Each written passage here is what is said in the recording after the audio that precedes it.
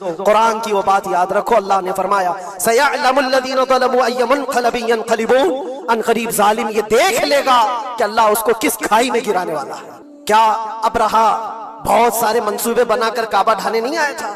अल्लाह ने अबाबील चिड़ियों से उसको हिलाक किया था, फिरौन को पानी से गर्क कर दिया था, नमरूद को मच्छर से हिलाक कर दिया था।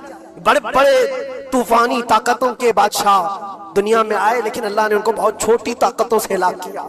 लोग आज ये मुकाबला कंपैरिजन करते हुए बैठे रहते हैं, एक तरफ ईरान है, एक तरफ गजा है, एक तरफ सुपर पावर हुकूमतें हैं। ये सारे कंपैरिजन दुनिया के हो सकते हैं, लेकिन रब तबारक व तआला की बादशाहत और उसकी सल्तनत जब इंतकाम पर आ जाए तो फिर मेरे अजीजों किसी मुल्क की भी जरूरत नहीं, सिर्फ हवाओं से मौला ताला ताकतों को खत्म फरमा देता।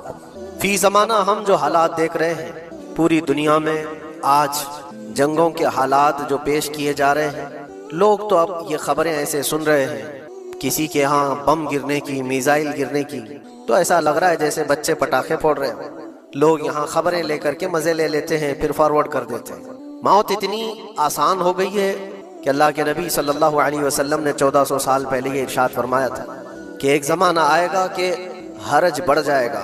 तो सहाबा ने पूछा था ये हरज क्या है? तो हुजूर अकरम सल्लल्लाहु अलैहि वसल्लम ने इरशाद फरमाया था कि कत्ल बहुत ज्यादा होगा, एक दूसरे का कत्ल इतना ज्यादा होने लगेगा कि लोग उसकी परवाह भी नहीं करते। आज मुझे आज बताओ, दुनिया पूरी बहुत सारे इश्यूज पर बैठकें कर रही है, ग्लोबल वार्मिंग पे है, दुनिया में इन्वायरमेंट की चेंजिंग पर, मौसम का तापमान बढ़ रहा है, इस पर मीटिंगें हो रही हैं, बड़ी बड़ी तंजीमें बैठती हैं।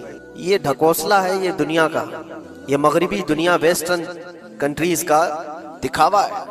ये एनिमल लवर्स को भी बाहर लेकर के आते हैं, उनको बहुत ज्यादा कवरेज दिया जाता है। ये कुत्ते से प्यार करने वाला है, ये मुर्गी से प्यार करने वाला है। जालिमों, 40,000 नहीं 50,000 लोगों को फिलिस्तीन में तुमने ना हक मार दिया, उस पर कोई बैठक नहीं करते। मौत इतनी आसान है इंसानों की, जंग जिससे है, मुकाबला जिससे है, तुम्हारा आपस में बराबर की ताकत का मुकाबला हो तो समझ में आए कि एक दूसरे की फौजों से मुकाबला है, इधर की फौज भी मर रही, उधर की फौज भी मर रही है, लेकिन निहत्ते बच्चों का क्या कसूर? बल्कि वो गोद में आए हुए अभी जिन्होंने शऊर की आंखें भी नहीं खोली, दूध पीते बच्चों के जो कत्ल हुए हैं। तारीख में आपने पढ़ा होगा फिरौन ने 12,000 बच्चों का कत्ल किया था, सिर्फ इस गुमान से कि उसने ख्वाब देखा था बनी इसराइल में एक बच्चा पैदा होगा जो उसकी सल्तनत को हिलाक कर देगा। ख्वाब की वजह से काहिनों ने उसको बताया था, उसने ख्वाब ये देखा था कि आसमान से एक तारा टूटकर उसकी गोद में गिरा और आग लग गई। तो नजुमियों ने उसकी ताबीर ये बताई थी कि बनी इसराइल में एक बच्चा पैदा होगा जो तेरी सल्तनत को हिलाक कर देगा। उस डर से बनी इसराइल में जो भी बच्चा पैदा होता उसको कत्ल करता था। उसने तकरीबन 12,000 बच्चों को कत्ल कर दिया था, इस डर से कि वो बच्चा तो ना पैदा हो जाए जो मेरी सल्तनत को हिलाक करने वाला है। और वो मूसा अलैहिस्सलाम थे, पैदा भी हुए और फिरौन के घर में ही पले। अल्लाह का निजाम है। लेकिन मैं यहाँ इसलिए बता रहा हूँ, फिरौन जुल्म में पूरी दुनिया में मशहूर है।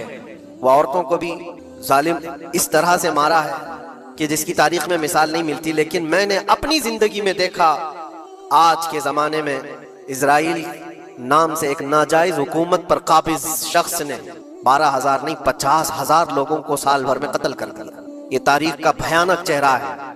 आज लोग इसको हल्के में ले रहे होंगे, न्यूज वाले एक तरफा रिपोर्ट करते हैं क्योंकि इनको इनके बाप दादाओं से डर है, जहां की खाते हैं वहां की गाते हैं। लेकिन बाद को ये सच्चाइयां जनरेशन में मुंतकिल होती रहेंगी, कभी तो आएगा कोई इंसाफ की नजर रखने वाला। और इंसानियत का कत्ल कितना बड़ा कत्ल है, एक शहर के 50,000 लोगों को कत्ल कर देना, और ऐसे कि वहां की इमारतें पूरे राख के मलबे में चली गई। सदियां लग जाती एक शहर को बसने में, एक घर को बनाने में आदमी की अपनी जिंदगी गुजर जाती है। क्या क्या अरमानों से घर बनाते हैं, लेकिन एक पल में किसी का घर उजाड़ दिया, उसके सामने तड़पते हुए उसके बाप की लाश हो, माँ की लाश हो। वो तस्वीरें क्या आपने नहीं देखी कि एक बाप छोटी सी बेटी को लेकर के दौड़ रहा है तो उसका बेटा अलग पैर और हाथ जले हुए बम से तड़प रहा है। वो किसके दर्द को देखे। यहाँ तक कि मैंने देखा कि बेटी को बाप ये नसीहत कर रहा है, थोड़ा और सब्र कर ले बेटा, शहादत मिलने वाली। कौन करता है मौत से पहले अपने बच्चे को इतनी तलकीन कर दे। हालात ऐसे। दूसरे एक कि वहां पर खाने पीने की ऐड कोई जा नहीं सकती, उस पर पाबंदी, दवाइयां ना जाए उस पर पाबंदी। दुनिया का कोई कानून इस चीज को जायज ठहराता है? मुझे बताओ, आतंकवाद का राग अलापने वाले इन बातों को क्या कहेंगे इंसानियत अगर कहीं है तो उसका तस्वुर तो करो। किसी के फंडामेंटल राइट्स होते हैं, बेसिक राइट्स होते हैं, खाना पीना, ये उसका इंसानी हक है। दुश्मनी तुमसे जिनकी है उनके साथ मुकाबला करो, आम शहरियों के साथ नहीं। मुखबिर सादिक रसूल अकरम सल्लल्लाहु तआला अलैहि वसल्लम की तालीमात देखो। जिहाद को लेकर जो प्रोपेगेंडा तुम फैलाते हो और हर चीज को जिहाद का लफ्ज दे करके एक ऐसा नैरेटिव क्रिएट करते हो कि लोगों के दिमाग में एक प्रोपेगेंडा फैल जाए। आओ मैं तुम्हें सुनाता हूँ, रसूल पाक सल्लल्लाहु तआला अलैहि वसल्लम जब सहाबा जिहाद में जाते तो उनको किन बातों की तलकीन करते थे। सबसे पहले मुजाहिदीन सहाबा से कहते, जिस जगह तुम जा रहे हो मुकाबला तुम्हारा जिनके साथ है उन्हीं से मुकाबला करना। जो तुम्हारे खिलाफ तलवार उठाए उसके खिलाफ तुम तलवार उठाओ, और रास्तों पर बैठे हुए बूढ़ों को हाथ ना लगाना, किसी औरत के साथ छेड़छाड़ ना हो, हामला औरतें अगर कैद में आ जाएं तो उन्हें छोड़ देना। ये हुजूर पाक सल्लल्लाहु अलैहि वसल्लम की तालीमात है। हत्ता के रसूल करीम सल्लल्लाहु अलैहि वसल्लम ने फरमाया, जिस शहर में तुम्हारा गलबा हो जाए, तुम गालिब आ गए वहां की फौज पर, तो वहां के रहने वालों के बच्चों को ना जुल्म करना, उनको ना पकड़ना। फिर तालीमात में ये है, वो चाहे जिस मजहब के भी लोग हैं उनके माबदों को, उनकी इबादत गाहों को खत्म नहीं करना, उनके इबादत गाहों को तोड़ फोड़ ना करना जिस शहर में तुम जा रहे हो। यहाँ तक कि हुजूर अकरम सल्लल्लाहु अलैहि वसल्लम की तालीमात तो देखो, हुजूर ये तक फरमाते थे मुजाहिदीन सहाबा को कि जिस शहर में तुम जा रहे हो वहां के दरख्तों के पत्ते भी ना उखाड़ना, दरख्तों को भी ना नुकसान पहुंचाना। जंगी तालीमात को आज कोई नजर में नहीं रखता है। दुनिया कहती है कि जंग के दौरान भी कुछ उसूल होते हैं, लेकिन कोई उसूल नहीं। हमने देखा है जिसकी ताकत है उसका बोलबाला है। ये दुनिया उनके खिलाफ कभी कोई बात नहीं करती। आज से तकरीबन 20 साल पहले भी इराक की क्या हालत थी आपने देखा होगा। एक झूठे प्रोपेगेंडे की वजह से पूरे इराक को तबाह किया गया। आज तक वो संभल नहीं पाया। न्यूक्लियर पावर इराक के अंदर मौजूद है, उसके रिएक्टर वहां पर मौजूद है। क्या क्या चीजें उस जमाने में फैलाई गई। सोशल मीडिया तो नहीं था उतना। दुनिया ने ये मान लिया कि हाँ दादा कह रहा है तो होगा, और हमला किया इसी बुनियाद पर। 20 साल हो गए, आज तक इराक में कोई न्यूक्लियर पावर प्लांट नहीं नजर आया, कहीं नहीं। एक झूठे प्रोपेगेंडे की वजह से वहां के कितने लाख लोगों को बेघर होना पड़ा है पता है। कुछ जगह ऐसी हैं जहां बम बरसाए गए, आज तक वहां कोई सब्जा नहीं उगता, कोई वहां पर फसल नहीं होती। मैंने खुद अपनी आंखों से देखा एक नया मैदान जिसपे लोग फुटबॉल खेलते थे, चंद सालों के बाद देखो तो पूरा मैदान कब्रों से भरा हुआ है। कब्रें हैं वहां पर, पूरी कब्रें। लोगों को जनाजा उठाने के लिए लोग नहीं मिलते। मौत इतनी आम कर दी गई थी। इन बातों को कोई कहता है? आपने सुना कभी अबू गुरैब जेल के मुतालिक? कैदियों के साथ जो वहशियाना सलूक किया इन गोरों ने, अल्लाह की पनाह, बहुत सख्त किस्म के। दुनिया में बदनाम जमाना जेल उसको कहा जाता है। हर तरह की वहां पर कैदियों के साथ आजमाइशें हुई, हर तरह की। उन पर कुत्ते छोड़ देना, उनकी शर्मगाहें काटना, उन पर पेशाब करना, हर चीज जो इंसानियत सोज है, इंसानियत को जला देने वाली, ये सारी हरकतें की गई। दुनिया खामोश है उस सिलसिले में। क्यों? सुपर पावर के 1000 गुना भी हजम कर लिए जाते हैं। छोटा मुल्क या गरीब आदमी कोई बात करे तो सारे उस पर टूट पड़ते हैं। आज मैं एक चीज आपको बताना चाह रहा हूं कि ये कोई नई चीज नहीं है जो हो रही है आज दुनिया में। ये फैलने वाली है और क़यामत के करीब हम आ चुके हैं।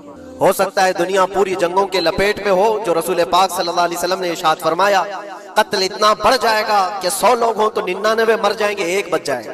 कत्ल इतना बढ़ जाएगा। ये जंग की आग हो सकता है आसपास सब फैल जाए, जिसकी वजह से इस वबा में, इस बला में सब मुलविस होने लग जाएंगे। और एक बात ये भी याद रखो, चाहे जैसी भी हुकूमत हो, तारीख पूरी उठा करके देखना, जुल्म के बाद जो गुरूर और तकब्बुर में आकर फिरौन बनने की कोशिश करता है, उसका अंजाम अल्लाह ताला बहुत भयानक फरमाता है। बहुत भयानक अंजाम होता है। अब के जालिम भी अपने अंजाम के बहुत करीब आ चुके हैं। इन्होंने जुल्म इतना किया है, वो बच्चों की आहें, वो औरतों की चीखें क्या बारगाह रब्बुल इज्जत में ना पहुंची होंगी? रब तबारक व तआला खुद फरमाता है, सयअलमुल लज़ीना ज़लमू अय्य मुनक़लिबिन यनक़लिबून, अनक़रीब जालिम ये देख लेंगे कि किस पलटी में अल्लाह ताला उन्हें गिराने वाला है। जो जाल वो अपने दुश्मनों के लिए बुनते हैं, अल्लाह ताला उसी जाल में उनको फंसाता है। आज देखना आप, तारीख की सच्चाइयां आपको इस बात का जवाब देंगी। जालिम ये समझता है कि मैं खुदा के बराबर हो चुका, मुझे कोई भी हिलाक नहीं कर सकता। अल्लाह ताला फरमाता है, इन्नमा तकूनु युद्रिकुमुल मौत वलौ कुंतुम फी बुरूजिन मुशय्यदा, तुम मजबूत किले में क्यों ना बैठे हो, मौत तुम्हारे पास आकर पकड़ लेगी। और रब तबारक व तआला के लिए कोई चीज नामुमकिन है। लोग आज हवा बनाते हैं कि एयर डिफेंस सिस्टम इतना बड़ा है, कोई कुछ नहीं कर सकता। एक छोटे से पिद्दे से एक नाजायज कंट्री को महफूज दिखाने के लिए दुनिया पता नहीं क्या क्या बातें वायरल करती है। इजराइल के पास आयरन डोम है, एयर डिफेंस सिस्टम इतने बड़े हैं, कोई नहीं आ सकता। वो खुदा है? कोई खुदा है? लेकिन दुनिया आज देख रही है, बहुत सारी चीजों को देख रही है। मुझे यहाँ पर किसी के सिलसिले में नहीं कहना है, लेकिन एक बात कहना है कि नशा में चूर, घमंड में चूर जो बंदा होता है, अल्लाह ताला कभी उसको मच्छर से भी हिलाक करता है। बहुत बड़ी ताकत का इससे मुकाबला होना जरूरी नहीं। तुम्हारे पास होगा बहुत बड़ा सिस्टम, लेकिन रब तबारक व तआला जब इंतकाम ले ले तो फिर तुम्हारे लिए बहुत बड़ी ताकतों की जरूरत नहीं। आपको मैं तारीख बताऊं, इराक में नमरूद एक जमाने में इस तरह की हरकत किया था कि उसने बहुत बड़ी इमारत बनाई थी और उसके मुताबिक बात ये थी कि वो 1000 लोगों से तन्हा लड़ सकता था, इतनी उसकी ताकत थी। शेर से खुद मुकाबला करता था, कभी डरता नहीं था। नमरूद की ताकत मशहूर थी उस जमाने में और सारे लोग उसकी ताकत का लोहा मानते थे, हत्ता कि वो कभी अपनी जिंदगी में बीमार नहीं हुआ था। आदमी जब बीमार नहीं होता तो उसका गुरूर बढ़ जाता है, सोचता है मुझे कुछ हो नहीं सकता। नमरूद ने उसके बाद ये देखा सारी दुनिया मेरे कब्जे में है, ताकत और दौलत के जखीरे सब उसके पास थे, लेकिन एक चीज नहीं थी, मौत। मौत पर कंट्रोल। इसको कैसे किया जाए कंट्रोल? यानी मरने से बच तो नहीं पाएगा, ये कंट्रोलिंग पावर भी हमारे पास होना चाहिए। उसने एक बहुत बड़ी इमारत बनाई, कहा कि खुदा आसमानों में होता है, हम इतनी बड़ी इमारत बनाएंगे कि उन इमारतों पर चढ़कर खुदा को ललकारेंगे। आजा मैं मुकाबला करता हूँ और मुकाबला करके मैं खुदा को गिरा दूंगा किसी भी तरह से। अगर मुझसे ना हो सके तो पूरी फौज को तैयार करूंगा। खुदा से लड़ाई लड़ करके एक बार वो मौत और हयात का पावर अपने हाथ में ले लेंगे, फिर हमको जब तक चाहे जीना है। कहाँ की खाम ख्याली, लेकिन उसने बनाया, पूरी दुनिया भर से लोगों को जमा किया, सबकी जुबान एक बनाया, सबकी करेंसी एक बनाया, सारी उस पूरी दुनिया के लोग उसकी फौज में। सबको ये बावर कराना शुरू किया कि हमारी लड़ाई है दुनिया से नहीं, हमारी लड़ाई क्रिएटर से, खालिक से। हम उससे पावर छीन लेंगे एक बार और फिर अपने हाथ में मौत और हयात का कंट्रोल रखेंगे। जिसको जितनी लंबी उम्र चाहिए मैं दूंगा, जिसको जब तक जीना है मैं दूंगा। अजल तक, अजल से लेकर अबद तक, ये सारे ख्यालात उसके थे और उसने जमा किया, इमारत भी बनाया, फौज भी तैयार किया। क्या रब तबारक व तआला ये नहीं देख रहा था? उसकी तैयारी, उसका जमा करना, उसकी इमारत बनाना, बहुत दिनों तक ये सब काम चलता रहा। रब तबारक व तआला किसी से गाफिल नहीं, दिलों में गुजरने वाले हालात से भी बेखबर नहीं, लेकिन बंदे को रब तबारक व तआला ढील देता है। कुरान में रब तआला फरमाता है, वला यहसबन्नल्लज़ीना कफरू अन्नमा नुमली लहुम खैरुल लिअन्फुसिहिम इन्नमा नुमली लहुम लियज़दादू इस्मा। काफिर जो उनको ढील मिली है, ये न समझें कि हमने जो उनको छोड़ रखा है उनके लिए बेहतर है, बल्कि इसलिए हम छोड़ रखे हैं कि वो और ज्यादा करें, और ज्यादा करें। लियज़दादू इस्मा वलहुम अज़ाबुम मुहीन, फिर हम जिल्लत वाला अज़ाब उन्हें देने वाले हैं। ये मत समझ लो कि रब तबारक व तआला इन सब चीजों से बेखबर है। नमरूद इतना सब करता रहा, अल्लाह ने उसको छोड़ रखा। बना ले लंबी इमारत, बना फौज भी बना ली, सारी चीजें बना लिया। मुकाबले के लिए उसने दिन भी तय कर लिया। उसके बाद उसको खुदा से लड़ाई लड़नी थी, कहां खुदा तक पहुंचने की बात। लेकिन बंदा जब गुरूर और तकब्बुर में आता है तो वहां तक भी सोचता है, उसे मौत पर कंट्रोल हासिल करना था, बस ये एक चीज थी। फिर जब वो दिन आया, किताबों में मिलता है अल्लाह तबारक व तआला ने फरिश्ते, उसकी जो तादाद है उसका किसी को इल्म नहीं। बारिश के जितने कतरात गिरते हैं ना, एक एक फरिश्ता बूंद लाकर रखता है। अब आप अंदाजा कर सकते हैं फरिश्तों की तादाद कितनी हो सकती है। उसमें जो बड़े फरिश्ते हैं वो जिब्राइल, मीकाईल, इसराफील और इज़राइल अलैहिमुस्सलाम, जो सरदार मलाइका हैं, फरिश्ते हैं, उनके अपने अपने काम हैं, बहुत पावरफुल फरिश्ते हैं। इनकी बात नहीं करना, किसी एक आम फरिश्ते को रब तबारक व तआला ने बुलाया और फरमाया, जाओ जमीन पर, हमारे एक बंदे ने हमसे लड़ाई का इरादा कर लिया, उसकी ताकत और कुव्वत और उसकी जमा शुदा सारी चीजों को देख करके आओ। वो फरिश्ता जमीन पर आया, जिस जगह पर उसने ये सब जमा किया था। फरिश्ता उतरकर सिर्फ अपने पैर हिलाया था, पूरी इमारत भस्म हो गई। कुछ नहीं किया था, उसकी बनाई हुई इमारत भस्म हो गई। जितनी फौज जमा किया था सब कीड़े मकोड़ों की तरह मर गए और सबकी जुबानें मुख्तलिफ हो गई, कोई एक दूसरे को पहचान नहीं पा रहा। ये मिनटों की भी बात नहीं थी, सेकंडों की बात थी। फरिश्ता वापस चला गया, नमरूद का जवाल हो गया, खत्म हो गया। ये तारीख की एक बात है और ये रिवायत हम अपनी किताबों में नहीं रखते, ये रिवायत यहूदियों की किताबों से ही है। यहूदी इस बात को यकीन करते हैं और इसी वजह से इस बात पर वो दोबारा अमल करने के लिए फिर कोशिश में है। न्यू वर्ल्ड ऑर्डर जो कहा जाता है, पूरी दुनिया को इकट्ठा करना, एक करेंसी बनाना, एक लैंग्वेज पर लाना और सबको मिलाकर के एक ताकत हासिल करना, स्पेस पर जाना और फिर वही चीजें दोहरानी जा रही है दुनिया। वही चीज एक दोबारा बार ट्राई करना है, जिसके लिए आपको पता है ये छोटी सी कौम पूरी दुनिया पर कंट्रोल हासिल करने के कैसे कैसे ख्वाब देखती है। अगर आप जाएं, इस्लाम दुश्मनी तो इनकी पुरानी है, लेकिन ये जो 50,000 लोगों का कत्ल है, ये सिर्फ और सिर्फ उनके अपने एक छोटे मकसद के लिए। हो सकता है बहुत सारी बातें, गजा पट्टी एक ही इलाका बचा हुआ है फिलिस्तीन का, बाकी सब तो ये कब्जा कर चुके 1947 के बाद, 48 के बाद। छोटा सा हिस्सा जो बाकी गजा पट्टी, जिसकी 20 लाख की आबादी, उस इलाके पर इतनी ज्यादा क्यों क्रूरता है? क्यों? बाकी सब जगह पर और भी दीगर जगह पर, यरूशलेम में, वेस्ट बैंक में, कई जगहों पर मुसलमान आबाद है। ये गजा के लिए क्यों इस कदर सख्तियां हैं? दुनिया को बताने के लिए तो ये एक आतंकवाद जमात है हमास, जिसका मुकाबला करने के लिए हम ये हमले कर रहे हैं। लेकिन आज तक ये दुनिया को बता नहीं सके कितने हमासियों को कत्ल किया, कितने हमास के लोग पकड़े गए, कितनों को मारा गया। चंद होंगे, लेकिन उसके बदले में जो भारी कीमत चुकाई हो गजा के निहत्थे लोगों ने, 50,000 लोगों का कत्ल, ये तो रिकॉर्ड पे दिख रहा है। बाकी अल्लाह वाला, बाकी कितने हैं जिनकी तादाद मिल ना सकी हो। बाज दानिश्वरों ने यह भी बताया उसको सिर्फ और सिर्फ एक कैनल बनाना है जो दुनिया की ट्रेडिंग पर कब्जा हासिल करने के लिए। जो सुएज कैनाल है इजिप्ट का, जिससे मेडिटेरेनियन सी से लेकर के गुजरते हैं, 2 समंदरों को जोड़ने के लिए एक कैनल है मिस्र में, इजिप्ट में, जहां से इजिप्ट हर गुजरने वाले जहाज से टैक्स लेता है, हर गुजरने वाले जहाज से एक भारी कीमत लेता है, जिससे ट्रेडिंग पर असर भी रहता है। और जब वो चाहे बंद करे, 2 मरतबा उसने बंद भी किया था तारीख में 1950 के बाद। और ये ख्वाब देखता है इजराइल कि हम अपनी ही जगह से एक कैनल बना ले तकरीबन 300 किलोमीटर, जिसके लिए उसको गजा हासिल करना बहुत जरूरी है। ये बाज लोगों की अपनी तहकीक है। तो क्या कोई अपने मफाद का हासिल करने के लिए 50,000 लोगों का कत्ल कर सकता है? दुनिया को ये भयानक चेहरा भी तो मालूम होना चाहिए। अगर उनको कोई रास्ता बनाना है तो उसके लिए इंसानियत का कत्ल करना। मैं आपको एक बात अर्ज किए देता हूँ, कुरान पाक ने जो फरमाया वो हक है, 100% हक है।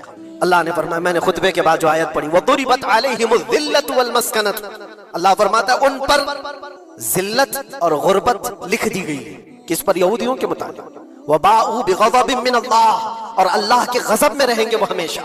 आप सूरह फातिहा में पढ़ते हैं ना, गैरिल मग़दूबि अलैहिम वलद्दालिन। मग़दूब का मतलब क्या है? जिन पर अल्लाह का गज़ब हुआ, और वो यहूद कौम है। कुरान पाक की मैं आपको बात बता रहा हूँ। और अल्लाह ताला फरमाता है वजह क्या है, ज़ालिका बिअन्नहुम कानू यकफुरून बिआयातिल्लाह, वो इसलिए कि अल्लाह की निशानियों को ठुकराते हैं, व यक़्तुलून अन्नबिय्यीन बिग़ैरि हक़, और अल्लाह के नबियों को ना हक कत्ल करते हैं। अब दुनिया को यह अफसोस हो रहा होगा, जैसे मैंने अभी बताया 50,000 लोगों का कत्ल वहां कर दिया, ईरान में घुस गया, शाम में घुस गया, लेबनान में घुस गया, हर जगह मार मार मार और लोगों का कत्ल। मेरे अजीजों, ये तो आम लोगों का कत्ल है, और कुरान ये कहता है ये वो कौम है जो अल्लाह के नबियों को कत्ल करती थी। और तारीख में है तकरीबन 10,000 नबियों को इन्होंने कत्ल किया है। 10,000 नबियों को इन्होंने कत्ल किया है, सिर्फ अपनी मनमानी बात न पाए जाने की वजह से। हजरत ज़करिया अलैहिस्सलाम की बात मालूम है? ये तो बैतुल मुक़द्दस के मुतवल्ली थे। ज़करिया अलैहिस्सलाम बैतुल मुक़द्दस के इमाम थे, जिनका जिक्र है कुरान पाक में। हजरत ज़करिया अलैहिस्सलाम के पीछे यही कौम जो उनकी उम्मत में थी, यहूदियों के लिए भी वो मुक़द्दस नबी थे। लेकिन इन जालिमों ने हजरत ज़करिया अलैहिस्सलाम को दुश्मनी में रख करके ऐसा कत्ल किया था, अल्लाह अकबर। ज़करिया अलैहिस्सलाम इनसे भाग करके निकले थे और एक दरख्त को जाकर कहा, ए दरख्त खुल जा, मैं तुझ में आता हूँ। दरख्त खुल गया, हजरत ज़करिया अलैहिस्सलाम उसमें अंदर चले गए, दरख्त फिर बंद हुआ। तारीख में मौजूद है। इब्लीस लाइन ने, शैतान मरदूद ने यहूदियों को रास्ता भी बताया और दरख्त भी बताया कि इसके अंदर ज़करिया छुपे हुए, इसके अंदर ज़करिया है। यहूदियों ने तेज आरी लेकर के दरख्त को ऊपर से काटना शुरू किया कि दरख्त के 2 टुकड़े होंगे तो ज़करिया अलैहिस्सलाम तक भी पहुंच जाएंगे। उन्होंने आरी से काटते काटते काटते उनके सर तक पहुंचा दिया। और जब हजरत ज़करिया अलैहिस्सलाम को अपने सर के ऊपर से कटने की आवाज आने लगी तो आप सोचा कि अब यह आरी से पूरा कट जाएगा। अल्लाह ताला की तरफ से निदा आई, ए ज़करिया सब्र कर लो, अगर तुम इस पर आवाज निकालोगे तो सबर वालों में से तुम्हारा नाम निकल जाए। यहाँ तक के तारीख में है वो यहूदियों ने आरी से काटते काटते हजरत ज़करिया अलैहिस्सलाम के सर को चीर दिया और जिस्म के 2 टुकड़े हो गए। अल्लाह के नबी खामोश रहे, सबर करके रह गए। उनके बेटे यहया अलैहिस्सलाम ने यहूदियों के एक गवर्नर या बादशाह को यह कहा था कि एक निकाह में 2 बहनों को रखना जायज नहीं। उसने 2 बहनें एक साथ अपनी ज़ौजियत में रखा था। सिर्फ इतनी बात पर हजरत यहया अलैहिस्सलाम सिर्फ 33 साल के जवान थे। उस यहूदी जालिम ने यहया अलैहिस्सलाम के सर को काट करके बर्तन में लाकर नाश्ते में रखा था। अल्लाह के नबी की बात कर रहा हूं, अल्लाह के नबी के सर को काट कर तश्त पे रखा था। लेकिन तारीख की सच्चाइयां बताती हैं कि वो कटे हुए सर से यहया अलैहिस्सलाम बोलते थे, ए जालिम, अब भी मैं कहता हूं एक निकाह में 2 बहनों को रखना हराम है, हराम है। ये अल्लाह के नबियों की जिंदगी में बता रहा हूं जिनके साथ इन्होंने किया। ईसा अलैहिस्सलाम, ये पागल ईसाई जो आज उनकी कपड़ों में जाकर बैठे हुए होते हैं, जबकि जिंदगी भर ये लड़ते रहे हैं। कुरान भी कहता है वकालतिल यहूदु लैसतिन नसारा अला शै वकालतिन नसारा लैसतिल यहूदु अला शै। दोनों लड़ते थे। यहूदी कहते ईसाई कोई चीज ही नहीं, ईसाई कहते थे यहूदी कोई चीज ही नहीं। इनकी जंगें इतनी खतरनाक हुई, ये सब लिपापोती करके आज दिखाते हैं कि हम सब एक हैं। बहुत गहरी दुश्मनियां इनके दरमियान थी। ईसाईयत, हजरत ईसा अलैहिस्सलाम को क्या किया गया? जब उन्होंने अपने पैगामात फैलाए तो ईसा अलैहिस्सलाम को भी कत्ल करने का मंसूबा यहूदियों ने बनाया था और पूरे लोग आकर हजरत ईसा अलैहिस्सलाम के घर को घेराव कर लिए। ईसा अलैहिस्सलाम को उस रात अल्लाह ताला ने आसमानों पर उठा लिया और एक यहूदी को अंदर देखने के लिए भेजा था यहूदियों ने कि जाकर देखो ईसा है कि नहीं। तो अल्लाह ताला ने वो आए हुए यहूदी को ईसा अलैहिस्सलाम की शक्ल दे दी। ईसा अलैहिस्सलाम को उठा लिया। यहूदी जो बाहर खड़े मुंतजिर थे, हमारा आदमी अंदर गया है देखने के लिए, मारने के लिए, कत्ल करने के लिए, अभी तक आया नहीं। तो सबके सब अंदर घुस गए।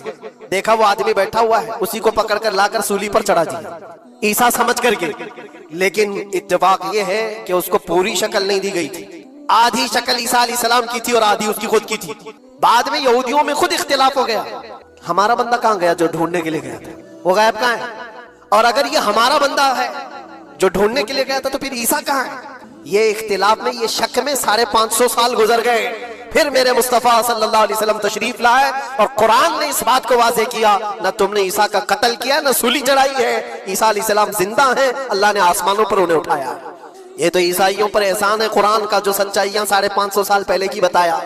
मेरे अजीजों, ये तारीख में आपको बता रहा हूं, नबियों का कत्ल करने वाली कौम, उनके सामने आम इंसान क्या माने रखते हैं?